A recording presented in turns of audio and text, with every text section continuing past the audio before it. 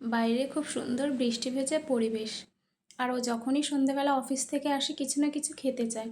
তাই ভাবলাম যে ওর জন্য একটু ডালের বড়া বানাই। এটাও ভীষণ ভালো খায়। আগের দিন ঘুগনি বানিয়েছিলাম, তাই আজ ডালের বড়া বানাচ্ছিলাম। আর তার সঙ্গে একটু পাঁপড়ও ভেজে নিয়েছিলাম, কারণ রাত্রেবেলা একটু খিচুড়ি বানানোর ইচ্ছে আছে। আর পাঁপড়গুলো কিন্তু ছিল সাবুদানার, খেতে ভারী টেস্টি। আর এই দেখো, পাঁপড় আর পকোড়া একটু আবার অনুষ্কাদের দিয়ে আসলাম। তারপরে এদিকে আবার কফি বানানো হচ্ছিল। আমাদের ঘরে সাধারণত চা বা কফি এগুলো খুব কমই বানানো হয়, কারণ ও দুটোর একটাও কিছু খায় না, তাই আর সেভাবে বানানোও হয় না। সবাই মিলে ডালের বড়া আর কফির আড্ডা শেষে আমি আবার চলে গেলাম রান্নাঘরে রান্না করব বলে। দেখো, এইদিকে খিচুড়ি বসিয়ে দিয়েছি, সবজিগুলো সব আগে একটু ভেজে নিয়েছি, কারণ আমার হাঁড়িটা তো ভীষণ ছোট, তো একটা হাঁড়ির মধ্যে হয় না। তারপরে এইদিকে আমি খিচুড়ির জন্য মশলাও রেডি করছিলাম।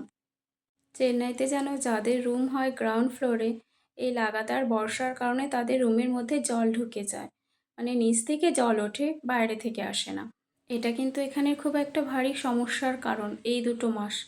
এর আগে যখন আমরা যেই রুমটায় ছিলাম সেই রুমটায় এই সমস্যাটা হতো বলে আমার ভীষণ কষ্ট হয়েছিল গত 2 বছর। এই রুমে জল ওঠার সমস্যাটা তো এখন আর আমার নেই, কিন্তু অন্য কেউ এই সমস্যার ভুক্তভোগী হচ্ছে ভাবলেই ভীষণ কষ্ট লাগে, কারণ আমি তো এই সমস্যার সম্মুখীন হয়ে এসেছি। রান্নাবান্না শেষ, এবার ওরা সবাই মিলে বসে পড়েছিল খেতে।